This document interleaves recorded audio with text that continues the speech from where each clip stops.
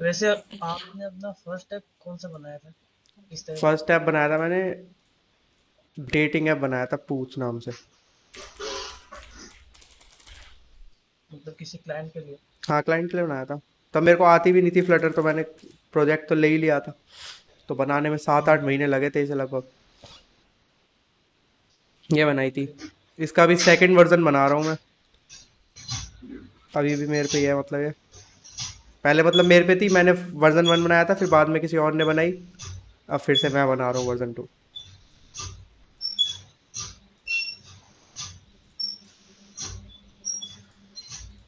ये बना लिया मैंने, खाली प्रोजेक्ट है अभी, इसमें कुछ कुछ भी नहीं करा मतलब। ठीक है, बस एक स्क्रीन के अंदर एक लॉगिन स्क्रीन बनाई है, स्टेटफुल विजेट है, सिंपल लॉगिन स्क्रीन नाम से।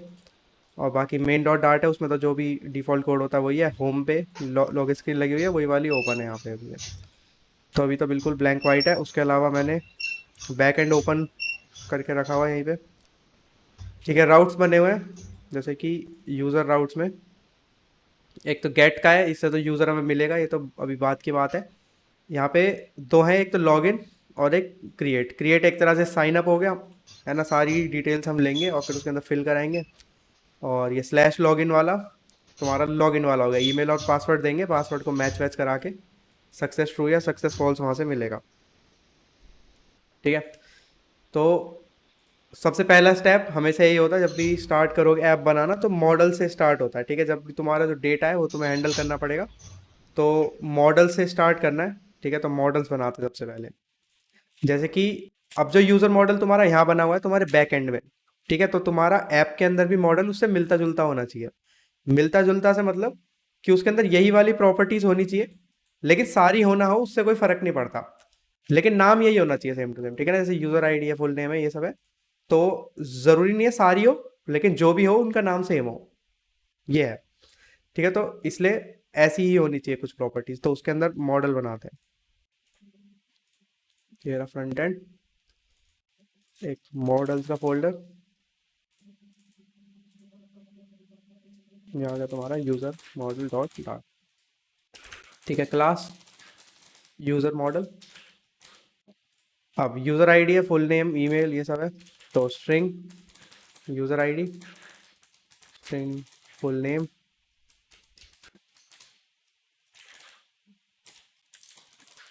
String email,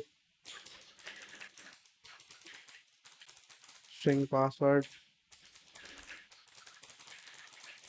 created on. ठीक है, चारों पांचों आ गई, यही है। ठीक है, इसके अलावा एक और हिडन प्रॉपर्टी है, खैर इतनी कोई हिडन नहीं है। मतलब जब भी हम मोंगो डीबी से कोई चीज़ फैच करते हैं तो उसमें अंदर एक ऑब्जेक्ट आईडी भी आती है ना, अंडरस्कोर आईडी नाम से, ऑटोमेटिकली वो एक की बना देता है। उसकी वैल्यू एक यूनिक आईडी होती है जो मोंगो डीबी अपने आप बनाया था हर एक रिकॉर्ड की। ठीक है, तो उसको भी तुम यहाँ पे चाहो तो सेव करा सकते हो, जैसे कि स्ट्रिंग आईडी में। तो ये ऑप्शनल है एक तरह से, मतलब इसे डालो ना डालो फर्क नहीं पड़ता। ठीक है, तो सीन ये है कि यूज़र मॉडल है, तो इस यूज़र मॉडल को तुम्हें बैकएंड को भेजने के लिए जेसन के अंदर वो करना पड़ेगा कन्वर्ट।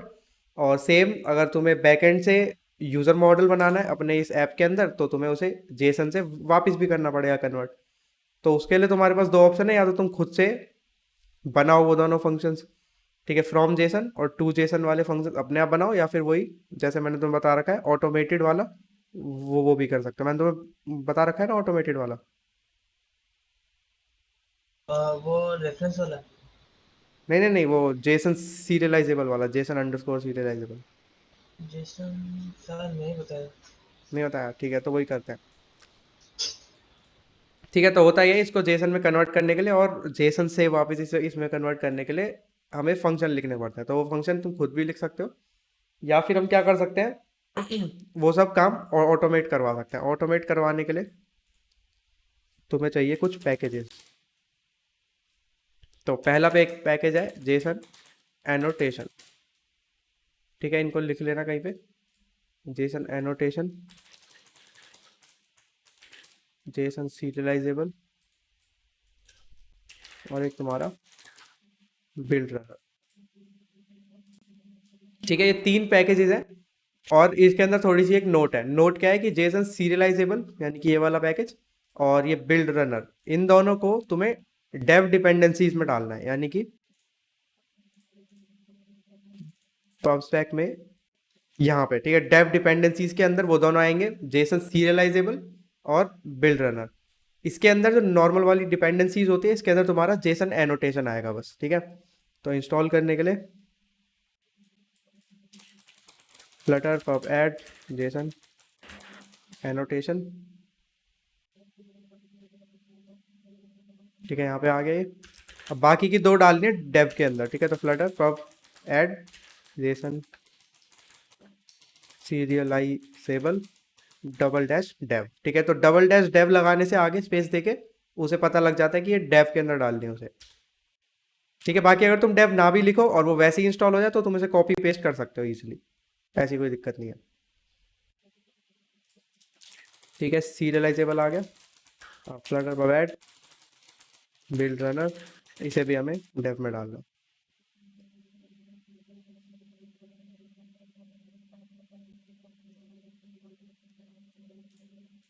ठीक है। डेव डिपेंडेंसी से क्या होता है, डेव डिपेंडेंसी वो वाली डिपेंडेंसीज होती है जो कि तुम्हारे ऐप के अंदर नहीं जाएंगी, यानी कि जब ऐप की एपीके बनेगी, ठीक है, या फिर कुछ भी तुम कहो कि अपलोड होगी, जो भी होगा, तो उस टाइम पे इनका कोई काम नहीं होता। ये सिर्फ डेवलपमेंट के टाइम की डिपेंडेंसीज है, कोड को जनरेट करने के लिए सिर्फ, ठीक है, जब तुम कोडिंग कर रहे हो तब। ये जो जेसन एनोटेशन है, इसका काम है मॉडल्स को एनोटेट करना। एनोटेट से मतलब मैं दिखाता हूँ। तो अब तुम क्या कर सकते हो, किसी भी मॉडल को, जैसे यहाँ पे एक सैम्पल मॉडल है, इस मॉडल को तुम मार्क कर सकते हो जेसन सीरियलाइजेबल, ठीक है। तो तुमने इसे बता दिया अपने कोड को कि ये वाला जो मॉडल है, यूजर मॉडल, ये जेसन सीरियलाइजेबल है, यानी कि जेसन में कन्वर्ट होगा और जेसन से कन्वर्ट होगा, ठीक है। तो इससे ये हो गया मार्क। वर्जन कॉन्स्टेंट कहाँ पे आ रहे हैं, अच्छा प्लस गलती से लग गया हमको।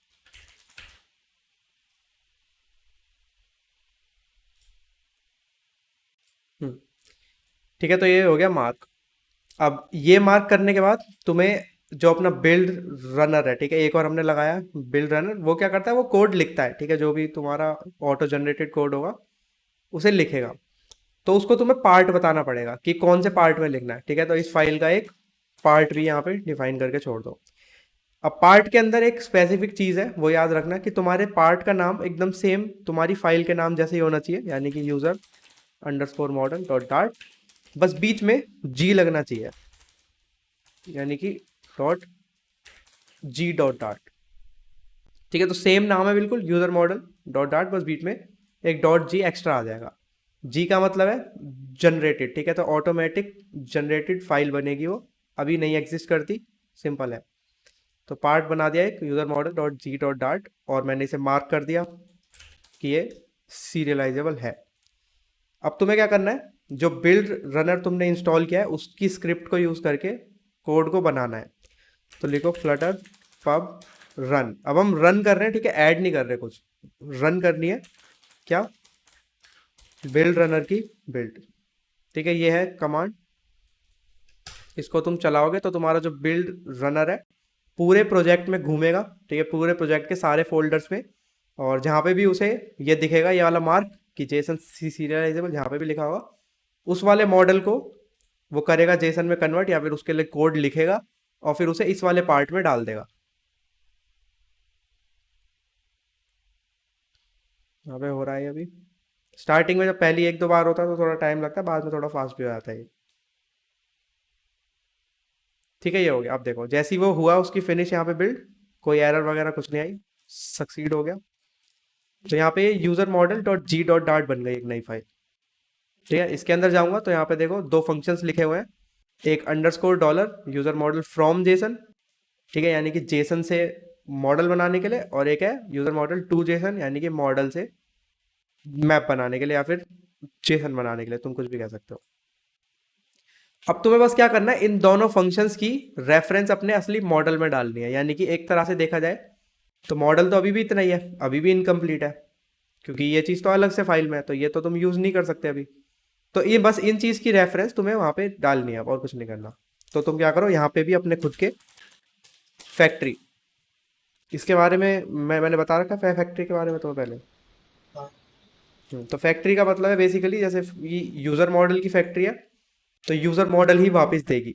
तो अगर तुम्हें यूज़र मॉडल को बनाना है किसी स्पेसिफिक आर्ग्यूमेंट के साथ या फिर किसी स्पेसिफिक तरीके से, किसी नए तरीके से, तो तुम इसके अंदर उसे डिफाइन कर सकते हो, जैसे कि user model dot from Jason. ठीक है, अगर मैं जेसन से यूज़र मॉडल बनाना चाहता हूँ तो मैं क्या करूँगा, इसे एक मैप दूंगा। ठीक है, एक मैप दूंगा इसे, और बदले में ये मेरे को रिटर्न करेगा क्या, underscore dollar user model from Jason. ठीक है, अब हमें पूरा कोड अपने आप नहीं लिखना पड़ा। ठीक है, यहाँ पे हमें मैप के अंदर इसे खुद कन्वर्ट नहीं करना पड़ा, मैप से हमने सीधा उसकी रेफरेंस डाल दी। ठीक है, और जेसन में जो तुम्हारा मैप है वो डाल दो। ठीक है, तो सिंपली एक लाइन में तुम्हारा काम हो गया।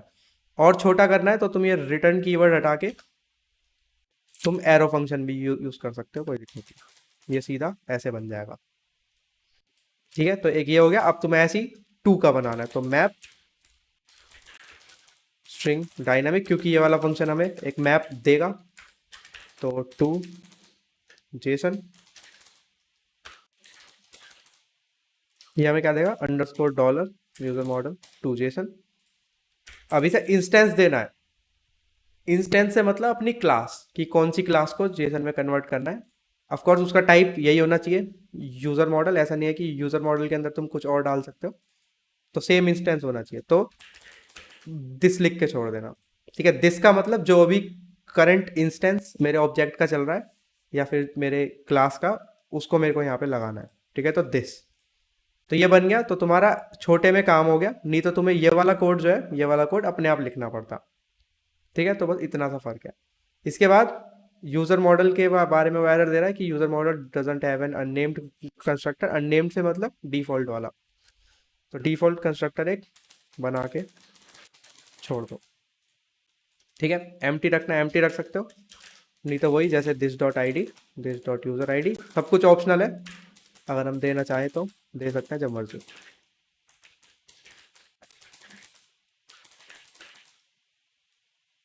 ये बन गया। ठीक है, तो ये होता है तुम्हारा ऑटोमेटेड जेसन सीरियलाइजेशन। ठीक है, मैनुअल तो तुमने पहले भी देखा है, वो मैंने हमने जब रिमाइंडर्स वाली ऐप बनाई थी उसमें भी करा था, टू जेसन और फ्रॉम जेसन। ये तुम्हारा ऑटोमेटेड हो गया। ऑटोमेटेड काम का है जब तुम्हारे मॉडल्स बड़े हो। ठीक है, मान लो अभी तो फिर भी चलो है 6 प्रॉपर्टीज जैसे, फिर भी ठीक है, तुम लिख सकते हो। 20 प्रॉपर्टीज 30 प्रॉपर्टीज एक ही क्लास में होंगी तो वो फिर बहुत बड़ा कोड हो जाएगा लिखने में। ठीक है, तो उस केस में ऑटोमेटेड ठीक रहता है, तुम्हें ये वाला कोड नहीं लिखना पड़ा, ये अपने आप लिख गया। तो ये बन गया, यूजर मॉडल बन गया, पहला स्टेप हो गया। ठीक है, मैंने बताया कि जब भी बैकएंड से कनेक्ट कर रहे हैं तो मॉडल पहले चाहिए, ताकि जब डेटा आएगा तो वो कहीं स्टोर हो सके। तो स्टोरेज का काम हो गया। अब बात करते हैं डेटा लाने की। ठीक है, कि डेटा लाने के लिए क्या चाहिए। डेटा लाने के लिए तुम कह सकते हो उसे डेटा प्रोवाइडर कह लो, ठीक है, कोई सी सर्विस कह लो कि एपीआई की। ठीक है, जो मर्जी कह लो उसे तुम। तो एक और नया फोल्डर सर्विसेज नाम से, यहाँ पे आ जाएगी मेरी एपीआई डॉट डाट। ठीक है, क्लास एपीआई, ये हो गया। अब इस क्लास एपीआई के अंदर तुम्हारे सारे जितने भी एपीआई से रिलेटेड फंक्शंस होंगे। ठीक है, यानी कि तुम्हारे यूज़र के, ठीक है, तुम्हारे चैट रूम के सारे जो भी एपीआई से रिलेटेड है सब कुछ इसके अंदर आएगा, फंक्शंस, यानी कि एपीआई इसी से हैंडल होगी। अब यहाँ पे थोड़ा सा एक टिप है, अगर तुम इम्प्लीमेंट करना चाहो तुम्हारे ऊपर है। तुम एक एपीआई की जगह दो एपीआई अलग अलग भी बना सकते हो, यानी कि एक यूज़र एपीआई अलग से, ठीक है, और एक तुम्हारी जो भी है चैट एपीआई या फिर जो भी, वो अलग से। इससे क्या फ़ायदा है, इससे बस इतना फ़ायदा है कि तुम दो अलग अलग उनको करके थोड़ा सा ज़्यादा ऑर्गेनाइज वे में कर सकते हो। यानी कि इसके अंदर सिर्फ यूज़र वाले और इसके अंदर सिर्फ चैट वाले, तो ऐसे अलग करके थोड़ा सा अच्छा हो सकता है। ऐसे कोई खास इतना बड़ा कोई बात नहीं है ये, बाकी तुम्हारी मर्जी है। ठीक है, तो एक तरह से इसको हम ले लेते हैं एपीआई। ठीक है, जो भी डिफ़ॉल्ट चीज़ें होंगी हमारे एपीआई से रिलेटेड सारी आ जाएंगी। तो राउट्स देखते हैं क्या क्या है हमारे पास। अभी के लिए लॉगिन और ये ले लो स्लैश क्रिएट। ठीक है, तो एक फंक्शन बनाते हैं ना, स्टैटिक फ्यूचर वॉइड, ठीक है, लॉगिन वाला बनाते हैं पहले। तो लॉगिन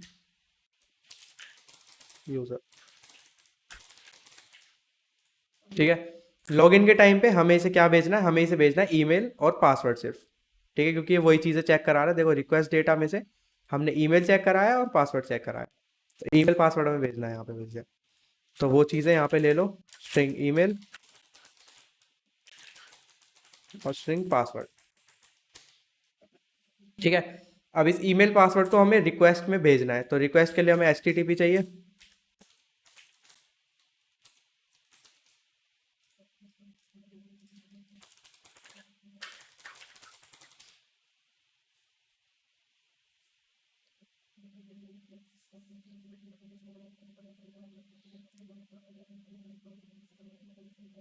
ठीक है, ये आ गया। अब HTTP को ये कर लिया मैंने इंपोर्ट। अब आगे बढ़ते हैं। अब सबसे पहले मेरे को URL चाहिए, ठीक है, कि कौन से URL पे रिक्वेस्ट भेजनी है, जो भी मेरे को ये भेजना है डेटा वगैरह सब कुछ, तो वो निकाल लो। तो CMD में IP कॉन्फ़िग लिखोगे, तुम्हारा IP एड्रेस आ जाएगा, ठीक है। ये है मेरा 192.168.1.201। तो इसको मैं एक डिफ़ॉल्ट स्ट्रिंग बना के रख लूँगा, स्टैटिक स्ट्रिंग बेस URL लिख देते हैं, ठीक है, क्योंकि हमारी API का एक तरह से बेस URL है। HTTP 192.168.1.201। और पोर्ट भी लिखना बहुत इंपॉर्टेंट है, क्योंकि पोर्ट यानी कि जिस पोर्ट पे तुम्हारा ये सर्वर रन कर रहा है, हमारे केस में 5000, तो ये लिखना भी ज़रूरी है, ठीक है। ये हो गया। अब बाकी 5000 तक सेम है, उसके बाद /API तक भी सेम है URL देखोगे तो, ठीक है। तो यहाँ तक URL जो है हर एक में कॉमन है, यानी कि इसमें भी /API है, इसमें भी /API है, इसके आगे का अलग है, यानी कि /user है, किसी में /chat है, या फिर अलग होंगे तो अलग होंगे, लेकिन बेस हमारा यही है, ठीक है। HTTP 192.168 जो भी है, और पोर्ट नंबर और फिर /API, ये बेस है, ये हर किसी में कॉमन है। ये हो गया तुम्हारा बेस URL। तो अब बनाते हैं एक नया URI, ठीक है। रिक्वेस्ट भेजते हैं तो URI में भेजते हैं, तो एक रिक्वेस्ट URI बना लिया,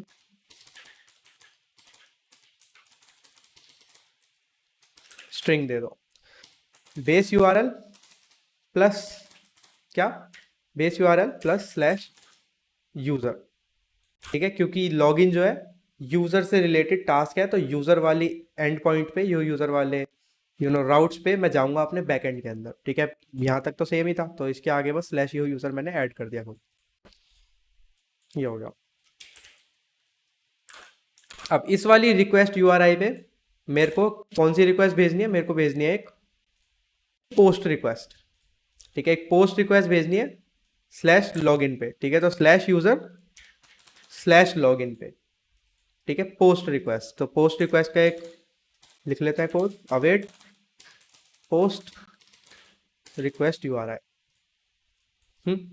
अब पोस्टिंग के टाइम पे, ठीक है, मैंने बताया था पोस्टिंग के टाइम पे तुम्हें डेटा भी भेजना है, ठीक है। डेटा यानी कि वो ईमेल पासवर्ड जो भी है हमारा, वो भेजना है, लेकिन ईमेल पासवर्ड भेजते वक्त हमें जेसन भी वो करना है यूज, ठीक है। तो जेसन में एनकोड करके भेजना, ताकि उसे वो समझ आ जाए, ठीक है। तो क्या करना है तुम्हें, ये जो ईमेल पासवर्ड है इनका एक मैप बनाओ, ठीक है। सारा डेटा मतलब बेसिकली जो भी तुम API को भेजोगे सारा मैप होता है, हमेशा ही मैप होता है। तो अगर तुम पे वैल्यूज हैं अलग अलग, तो उनका मैप बनाओ, अगर तुम्हारे पास पहले से ही मैप है तो और अच्छी बात है, ठीक है। तो एक मैप बना लो, डेटा टू सेंड, ठीक है, कि क्या डेटा हमें सेंड करना है वो है। तो ईमेल की आ जाएगी एक, ठीक है, और एक पासवर्ड की आ जाएगी, ठीक है। और उनको वैल्यूज दे दी, जो भी ईमेल पासवर्ड मैंने दिया होगा वो याद रहेगा। अब मुझे ये वाला डेटा अपनी इस रिक्वेस्ट के साथ साथ सेंड भी करना है, ठीक है। तो अवेट पोस्ट के साथ मेरे को इसकी बॉडी में डेटा सेंड करना है। बॉडी में ही क्यों, क्योंकि अगर तुम बैकएंड में भी चेक करोगे तो हम बॉडी से ही उठा रहे हैं, ठीक है, तो रिक्वेस्ट की बॉडी से डेटा उठा रहे हैं, तो यहाँ से भी हम रिक्वेस्ट की बॉडी में ही भेजेंगे क्योंकि वहाँ पे फिर मिलेगा भी वही उसे। तो यहाँ पे मेरे को इस डेटा टू सेंड को जेसन में करना है कन्वर्ट, फिर भेजना है। ठीक है, तो जेसन एनकोड करके मैं डेटा टू सेंड इसे भेज दूंगा। ठीक है, सिंपल। तो डेटा हमारा सेंड हो गया। अब लेकिन तो हमने पहले भी जब किया था इसकी थोड़ी सी, जब एपीआई की हमने वो करी थी टेस्टिंग वगैरह, तो उसमें दिक्कत ये आ रही थी कि जेसन एनकोड करके भेज तो दिया, तब भी उसे कुछ मिल नहीं रहा था। ठीक है, तब भी उसे कुछ मिल इसलिए नहीं रहा था क्योंकि बाय डिफॉल्ट जो भी तुम्हारा बैकएंड है वो अलग मोड में होता है। ठीक है, वो अलग मोड में होता है, उसे जेसन तब भी समझ नहीं आती जबकि तुमने यहाँ पे डिफाइन कर रखा है कि app dot use body parser dot JSON. ठीक है, कि जेसन यूज हो सकती है, लेकिन वो भी तभी होगी जब तुम्हारी रिक्वेस्ट स्पेसिफिकली बताएगी कि जेसन यूज करना है। ठीक है, तो वो करने के लिए तुम्हें रिक्वेस्ट में स्पेसिफिकली हेडर्स देने पड़ेंगे। ठीक है, यानी कि इस रिक्वेस्ट को बताना पड़ेगा कि कुछ एडिशनल इंफॉर्मेशन और भी है, जैसे कि उसका टाइप। तो हेडर जो है, जैसे कि तुम्हारा जो कंटेंट टाइप हम लिखने वाले हैं अभी, वो हर एक में रहेगा डिफॉल्ट। ठीक है, हर एक रिक्वेस्ट में सेम ही रहने वाला है, वो कभी चेंज नहीं होगा। तो उसके लिए भी एक स्टैटिक मैप स्ट्रिंग डायनेमिक बना लो हेडर्स नाम से। ठीक है, कंटेंट टाइप एप्लीकेशन जेसन। ठीक है, तो ये जो कंटेंट टाइप हमने लिख दिया बस यहाँ पे, इसी से हमारे उसको मालूम पड़ जाएगा रिक्वेस्ट को कि अब एक जेसन टाइप की रिक्वेस्ट है, इसकी बॉडी में ये XYZ डेटा है और फिर हमें इसे रिक्वेस्ट URI पे भेजना है। ठीक है, तो अब ये वाली रिक्वेस्ट बिल्कुल पूरी तरह से सक्सेसफुल हो जाएगी। तो हेडर्स, हेडर्स में मैंने दे दिया यहाँ पे। अच्छा, मैप स्ट्रिंग स्ट्रिंग चाहिए इसे, ना कि मैप स्ट्रिंग डायनामिक। तो मैप स्ट्रिंग स्ट्रिंग कर दो बस। ठीक है, पोस्ट होने के बाद तुम्हें क्या मिलेगा, तुम्हें मिलेगा एक रिस्पॉन्स। तो रिस्पॉन्स को हम उठा लेते हैं यहाँ पे। ठीक है, और फिर लॉग कर देते हैं response dot body dot to string. ठीक है, तो लॉग इन यूजर नाम का एक फंक्शन बन गया। तुम्हें लिखना है सिर्फ API dot log in user और उसे ईमेल पासवर्ड देना है। बाकी वो रिक्वेस्ट भेजेगा और रिस्पॉन्स तुम्हें दे देगा अपने आप। ठीक है, तो रिस्पॉन्स एक बार चेक कर लेते हैं क्या आ रहा है अभी के लिए। मेन में ही चेक करके देख लेते हैं। ठीक है, अब wait API dot log in user, एक ईमेल डाल दी और एक रैंडम पासवर्ड डाल दिया। ठीक है, ऐसा कोई यूज़र अभी होगा नहीं शायद बैकएंड में, तो रिस्पॉन्स उसी से मिलता जुलता आना चाहिए, यानी कि जो भी है एक्चुअल वही। देखते हैं क्या होता है।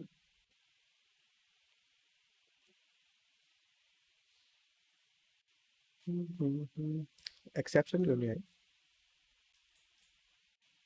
डाल दिया ना हमने सब तो।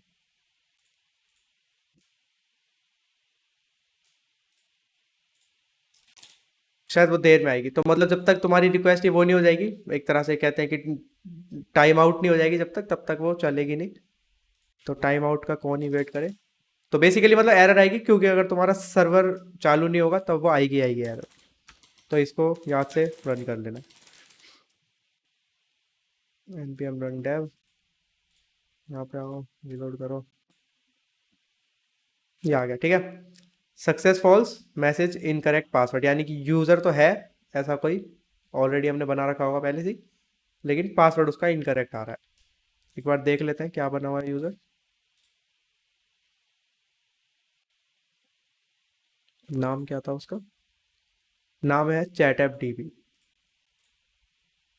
ठीक है, तो चैट ऐप DB में यूज़र्स में हाँ है ऑलरेडी एक यूज़र, रोहित सैमरीवाल @gmail.com 1234567 8 है उसका पासवर्ड। ठीक है, तो वही डाल देते हैं यहाँ पे।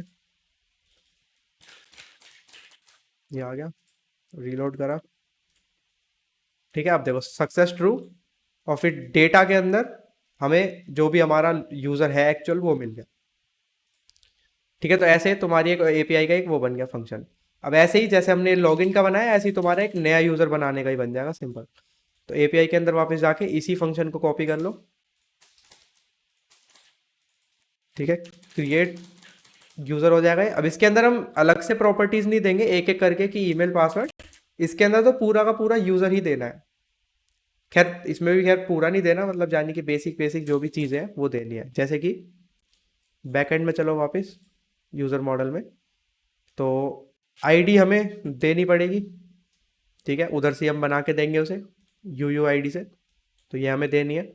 फुल नेम हमें देना है, ईमेल हमें देनी है, और पासवर्ड हमें देना है। बाकी एक क्रिएटेड ऑन दो मत दो, एक ही बात है, डिफ़ॉल्ट वो अपने आप लगा ही देता है उसमें। तो बेसिकली ये चार चीज़ें तो बिल्कुल रिक्वायर्ड है, इनके बिना काम नहीं चलेगा। तो ये चार चीज़ें हमें देनी है यहाँ पे। तो क्रिएट यूज़र में बेसिकली पूरा एक यूज़र मॉडल ही दे देना, ठीक है। क्रिएट यूज़र में एक पूरा का पूरा यूज़र मॉडल क्यों नहीं आ रहा इसमें, खुद इंपोर्ट कर लेंगे, चलो कोई बात नहीं।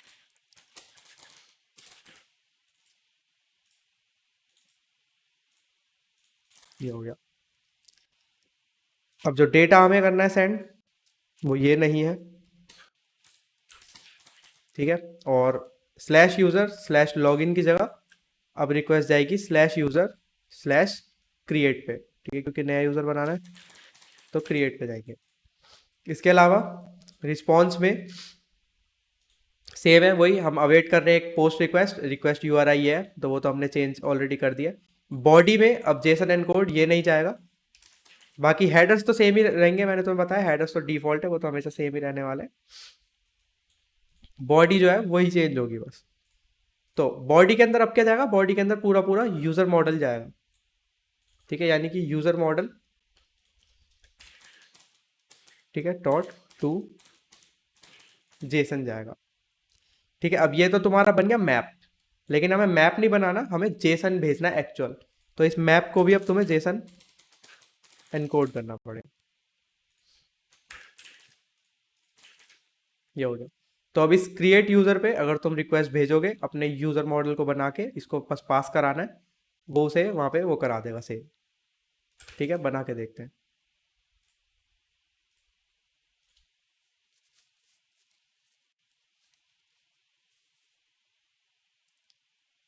यहाँ पे।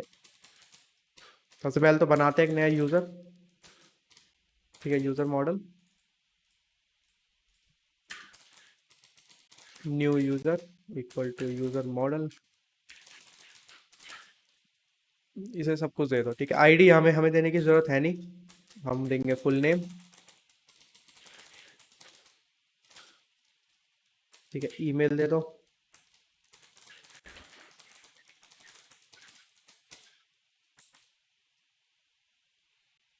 और फिर पासवर्ड दे दो। ईमेल ख्याल और कोई सा देना पड़ेगा, ये वाला तो चलेगा नहीं, 8 लिख देते हैं बीच में कहीं पे भी। इसका पासवर्ड रख लो 123456। यूज़र आईडी हमें ही देनी है इसकी, है ना, यूनिक बनानी पड़ेगी। अभी के लिए यूनिक नहीं बना रहे, यू आईडी इंस्टॉल बाद में कर लेंगे हम। अभी आईडी इसकी रख लो कुछ भी रैंडम नंबर, ठीक है। इसके बाद तुम्हारा ये क्रिएटेड ऑन आईडी बची है, तो दो ना दो एक ही बात है, इसमें तो कोई फर्क पड़ता नहीं।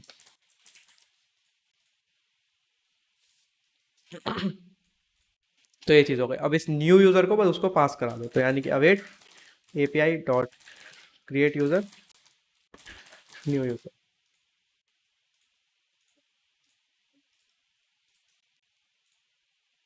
ठीक है। सक्सेस ट्रू, यूज़र क्रिएटेड, यानी कि यूज़र बन गया।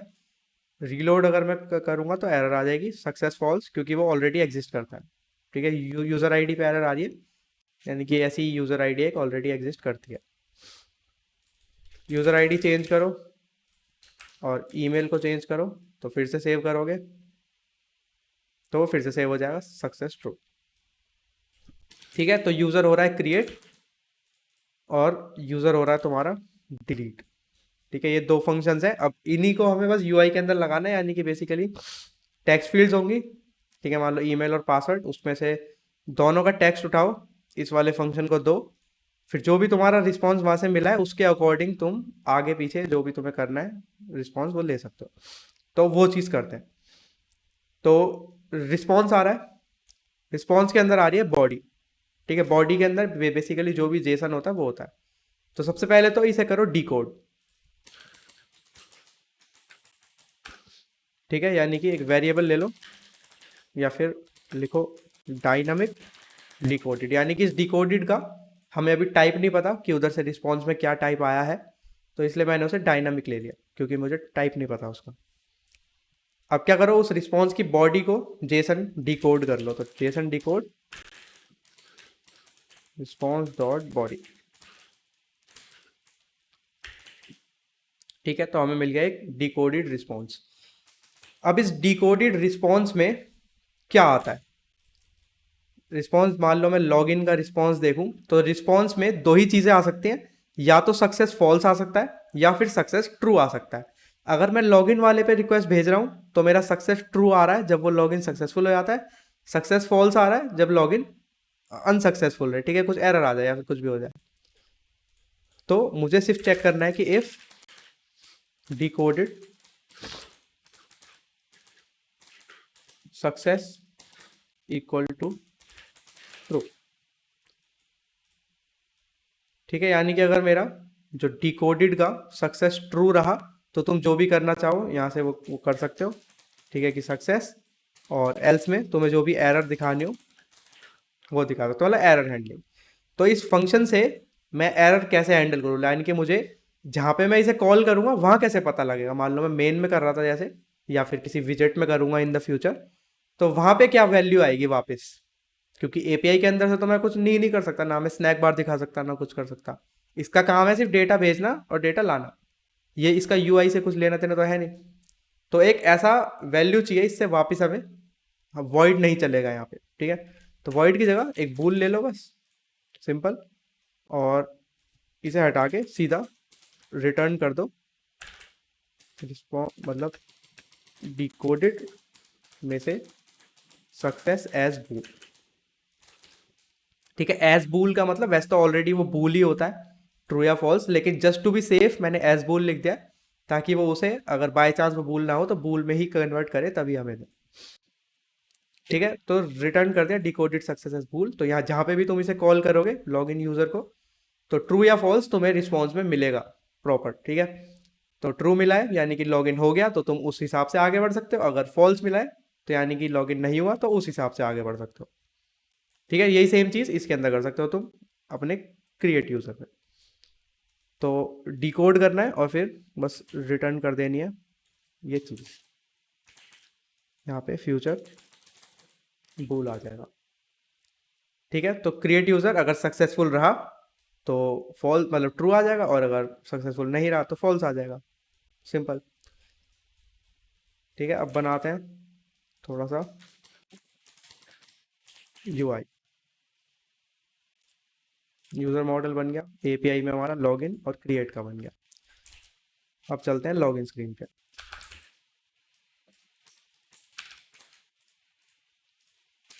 यार ठीक है, बॉडी सेफ एरिया, यहाँ पे लगाऊंगा एक लिस्ट व्यू और एक ऐप बार,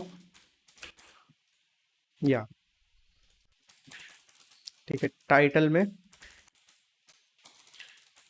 टेक्स्ट लिख देते हैं कुछ भी, जैसे कि लॉग इन, ठीक है, यहाँ पे ये लगा हुआ है लिस्ट व्यू, चिल्ड्रन, इसमें कॉलम, फिर से चिल्ड्रन, इस कॉलम को पैडिंग में डाल दो,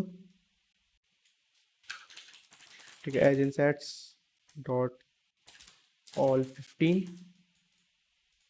इस कॉलम में बनाते हैं हम यूआई। तो दो तो हमें चाहिए टेक्स्ट फील्ड्स, ठीक है, डेकोरेशन में इनपुट डेकोरेशन, और जो हमारा हिंट टेक्स्ट है वो लिख दें यहाँ पे, जैसे कि ईमेल एड्रेस, और नीचे वाले में आएगा पासवर्ड।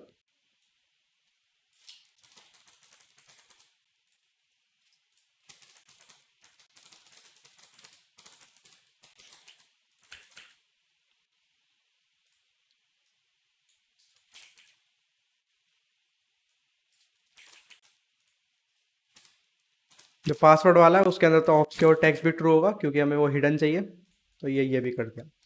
इसके अलावा बस दोनों के लिए, ठीक है, दोनों की वैल्यूज उठाने के लिए टेक्स्ट एडिटिंग कंट्रोलर चाहिए।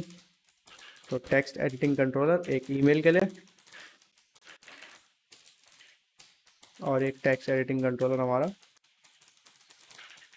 पासवर्ड के लिए।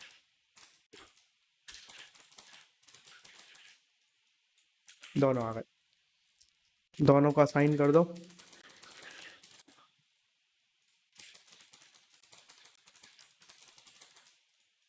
ये आ गए। अब चाहिए एक बटन जिससे हमारी रिक्वेस्ट जो है सेंड होगी। क्यूपर्टिनो बटन,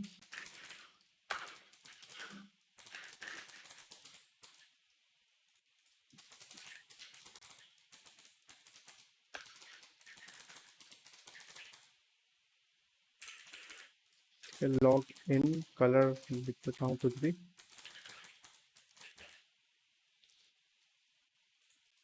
ठीक है, ये बन गया। तो इस पे टैप करने पे मेरे को बेसिकली वो जो एपीआई वाला फंक्शन है उसे कॉल करना है और ये दोनों वैल्यूज को उठा के उसे वो कर देना है पास बस वहाँ पे। तो एक फंक्शन बना लो, void login। दोनों की वैल्यूज उठा लो सबसे पहले तो, ठीक है, ईमेल पासवर्ड की दोनों की जो भी वैल्यूज है वो उठा लो। तो email controller dot text dot prim और एक पासवर्ड की उठा लो, password controller dot text dot prim. ठीक है, दोनों की वैल्यूज को चेक करना चाहते हो कि दोनों खाली ना हो तो वो कर लो। ठीक है, ईमेल इक्वल टू एम्प्टी या फिर, ठीक है, और पासवर्ड इक्वल टू एम्प्टी, यानी कि दोनों में से कुछ भी एम्प्टी हो। तो यहाँ पे हम करेंगे शो एरर। ठीक है, अभी के लिए लॉक कर देते हैं। ठीक है, कि please fill all the fields. अब एल्स में, यानी कि अगर दोनों में से कुछ भी खाली नहीं है तो हमें सीधा रिक्वेस्ट सेंड करनी है। तो यानी कि अवेट, इसको एसिंग करो API dot log in user with email password, और ये लॉग इन यूज़र तुम्हें क्या देगा, बूल।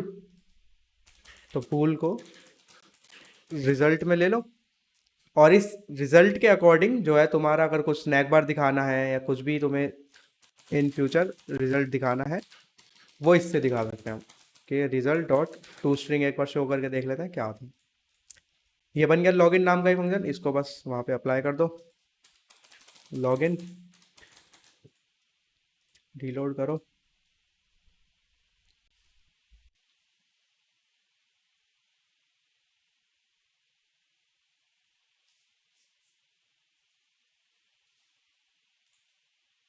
ठीक है, तो रोहित डीबग कंसोल ओपन कर लो।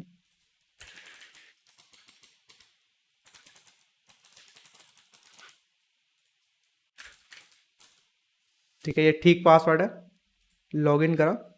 ठीक है, ट्रू आ गया। ठीक है, यानी कि सक्सेसफुली लॉगिन हो गया। अगर रॉन्ग पासवर्ड होता तो देखो फॉल्स आएगा। तो इस तरह से बेसिकली यूआई और उसके अंदर बीच में अब एक कनेक्शन बन गया। अब तुम इसके अकॉर्डिंग, जैसे यहाँ पे शो एरर है तो यहाँ पे तुम स्नैक बार दिखा सकते हो। ठीक है, उससे ऐसा लगेगा कि हाँ भाई एक्चुअली कोई एरर आई है। और अगर सक्सेसफुल रहा तो तुम अगले पेज पे आ सकते हो, यानी कि जो भी तुम्हारा होम पेज है या फिर जो भी लॉगिन के बाद सक्सेसफुली पेज आना चाहिए अगला, वो यहाँ पे आएगा। ठीक है, यानी कि इस लॉग की जगह नेविगेटर डॉट पुश या फिर जो भी तुम्हारा बनेगा वो चीज़ आ जाएगी। अब जैसे ये लॉगिन बनाया है ऐसे ही सेम टू सेम एक साइन अप भी बनेगा।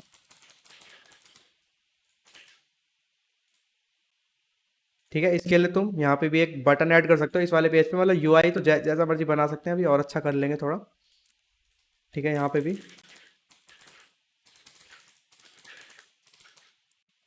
स्टेटफुल साइन अप स्क्रीन बनेगी।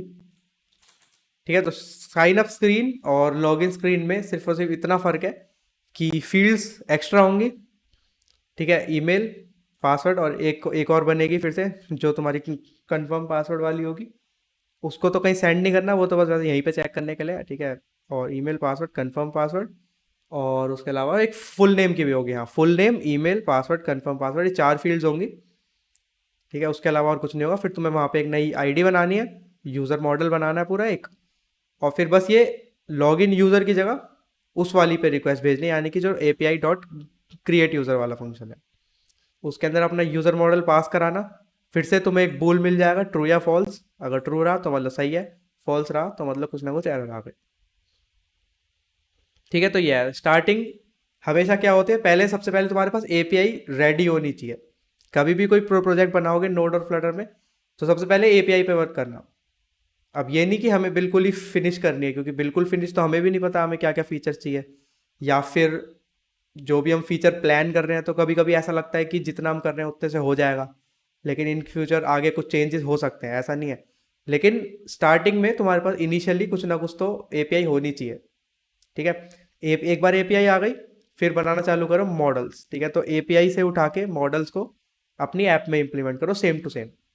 ठीक है, जो भी प्रॉपर्टीज़ हैं जो भी तुम्हें चाहिए ऐप में, उन सबको लिखो। जेसन को इम्प्लीमेंट करो। ठीक है, जेसन से, ताकि तुम डेटा को दे सको, डेटा को ले सको। ठीक है, ये हो जाएगी तुम्हारी मॉडल की बात। एक बार मॉडल हो जाए, फिर उस मॉडल से रिलेटेड और API से रिलेटेड दोनों को कनेक्ट करते हुए एक सर्विस बनाओ। सर्विस का काम क्या है, API से डेटा लाना, मॉडल में डालना, या फिर मॉडल से डेटा लेना, API में डालना। ठीक है, तो टू एंड फ्रो सारा जो भी तुम्हारा है सब कुछ इससे होगा। वो है तुम्हारी है API डॉट डार्ट वाली फाइल। इसमें सारे फंक्शंस आएंगे API से जो तुम्हारे कनेक्टेड होंगे, इसी से तुम्हें रिस्पॉन्स वगैरह मिलेंगे। जैसे हमने बूल लिया एक रिस्पॉन्स के तौर पे, ताकि हमें पता लग सके कि ऑपरेशन हमारा सक्सेसफुल रहा या फिर नहीं रहा।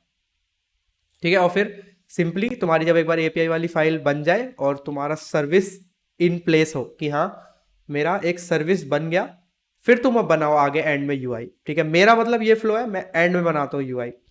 ठीक है, क्योंकि अब जैसे अपने एंड में UI बनाया तो कितना ईजी रहा। ठीक है, मेरे को सिर्फ UI हैंडल करना था, एरर्स हैंडल करने थे, और सीधा एक रिक्वेस्ट सेंड करनी थी।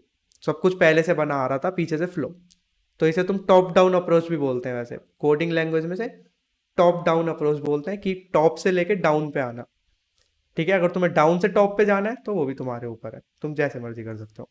डाउन से टॉप जाओगे तो यानी कि तुम फ्रंट एंड पहले बनाओगे, फिर धीरे धीरे बिल्ड करते करते बैक एंड तक जाओगे। टॉप डाउन करोगे तो पहले तुम बैक एंड बनाओगे, फिर तुम अपनी सर्विसेज बनाओगे, एंड में UI आएगा, यानी कि एंड में कुछ दिखना चालू होगा। स्टार्टिंग में सारी कोडिंग कोडिंग ऐसी हो रही होगी कुछ भी हो। ठीक है, तो दोनों वेज है, जैसे मर्जी तुम कर सकते हो। अगला वाला पेज जो है साइन अप वाला, वो एक बार अपने आप बना के ट्राई कर लेना। कल की क्लास में मेरे से पूछ लेना अगर कोई प्रॉब्लम आती है तो। वैसे आनी नहीं चाहिए, फिर इसे आगे बढ़ाते हैं। ठीक है, आज के लिए इतना ही रखते हैं। मेरा थोड़ा गला भी खराब हो रहा है, तुम्हें कुछ पूछना है तो बताओ। नहीं, एक बार करना पड़ेगा। हम्म